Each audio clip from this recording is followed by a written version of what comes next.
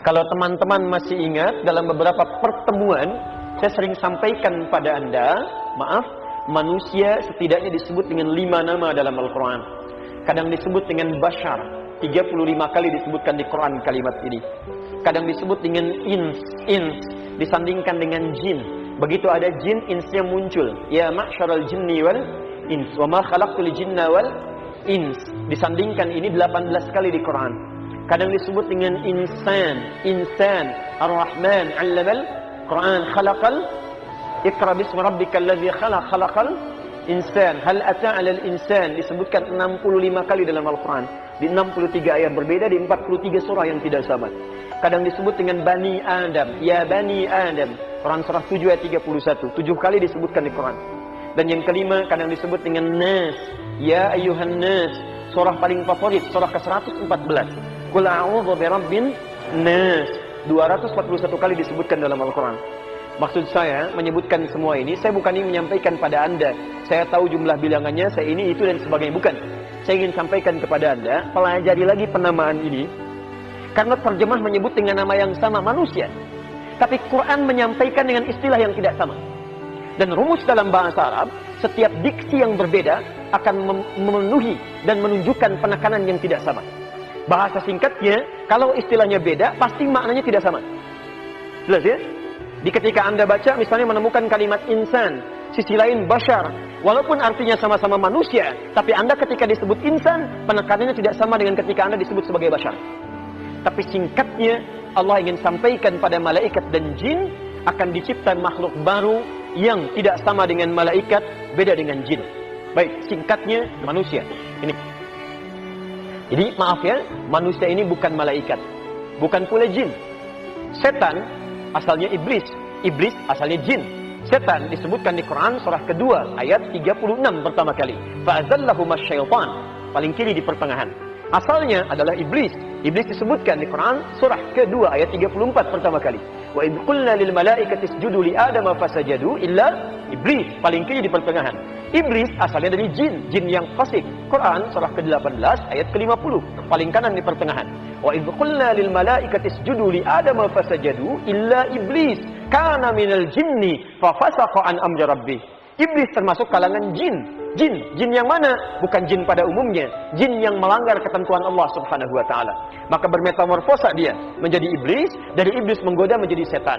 Jadi maaf teman-teman sekalian, manusia ini bukan malaikat, bukan pula setan. Awas, hati-hati. Malaikat itu sempurna. Sempurna. Dia diciptakan dari unsur takwa saja. Sedangkan takwa membawa nilai-nilai kebaikan.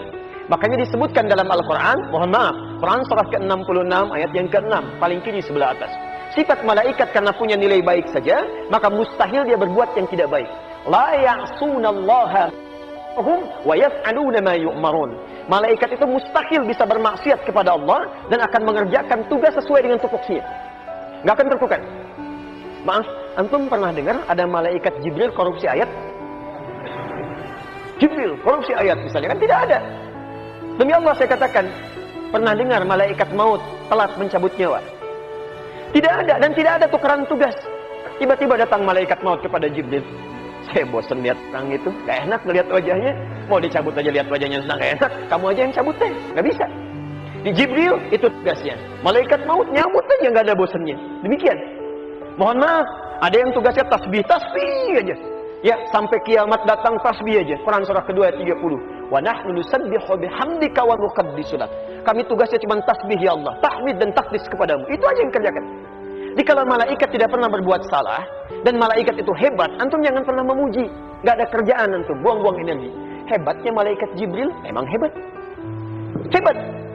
Karena itu mohon maaf, sepanjang kita masih bernama manusia dan tidak akan pernah terlepas dari salah karena kita bukan malaikat.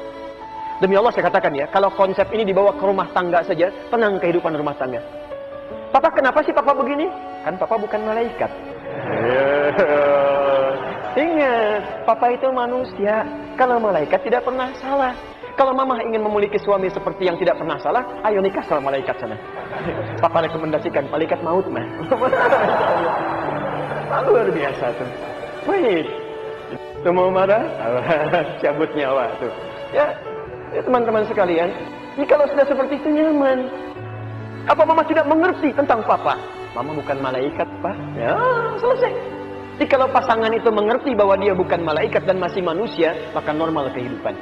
Tapi maaf, teman-teman, kita pun bukan setan yang tidak pernah kenal kebaikan.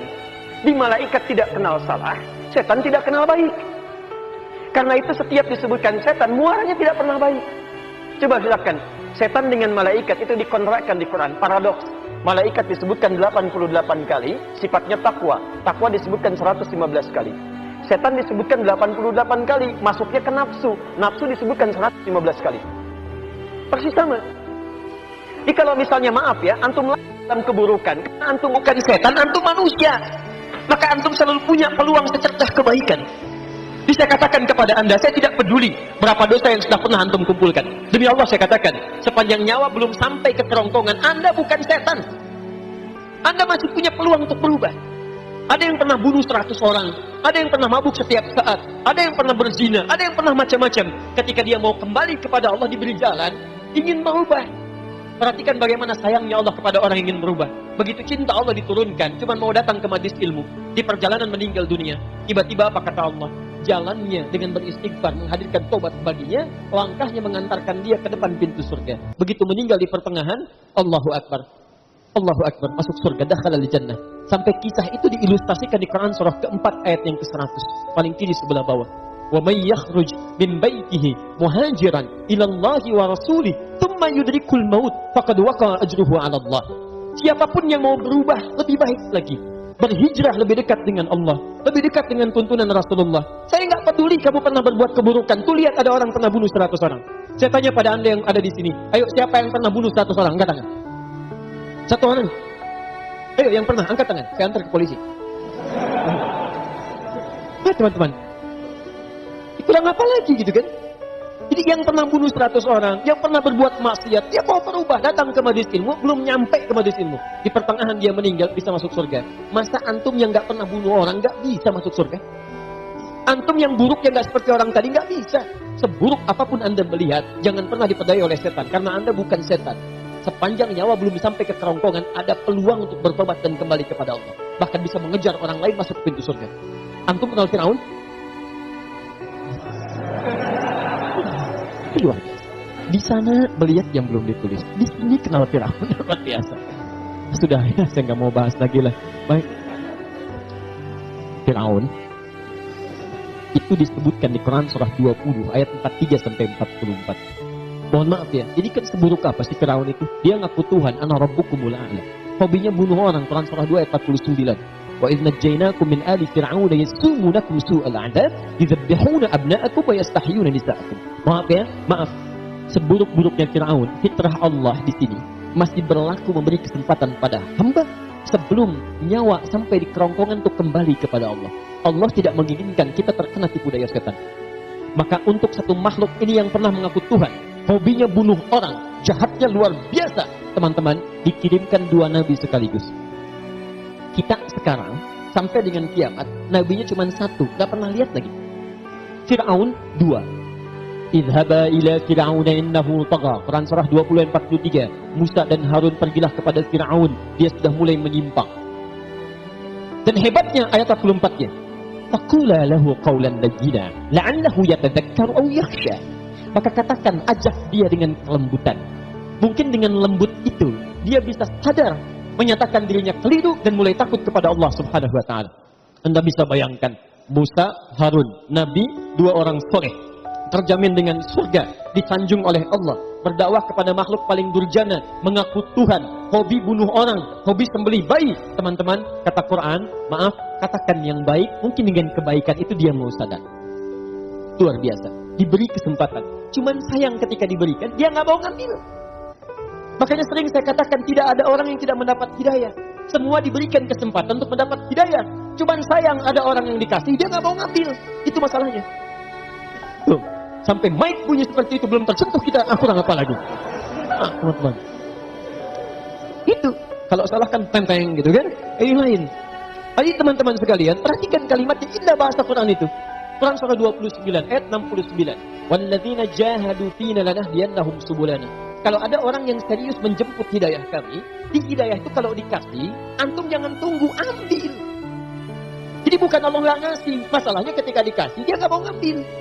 Coba deh antum ya, satu kali antum kerja nih, lewat di jalan. Tiba-tiba ketika antum lewat, lihat masjid, orang ke masjid, pas adzan lagi.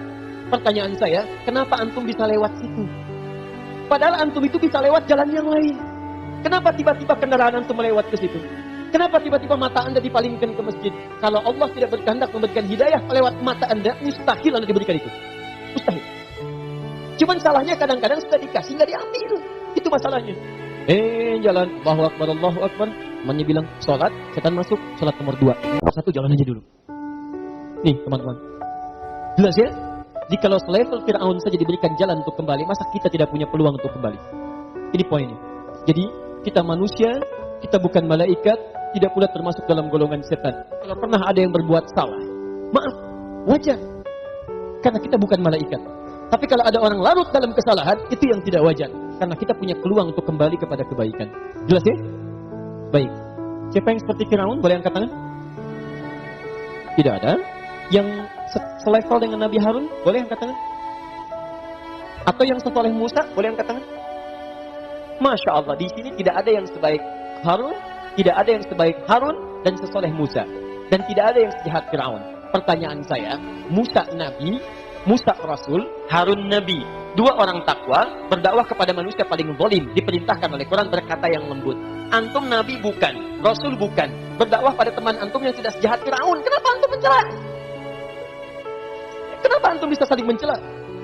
Jangan-jangan kita tidak sadar bahwa cara kita menjalani kehidupan bukan seperti itu.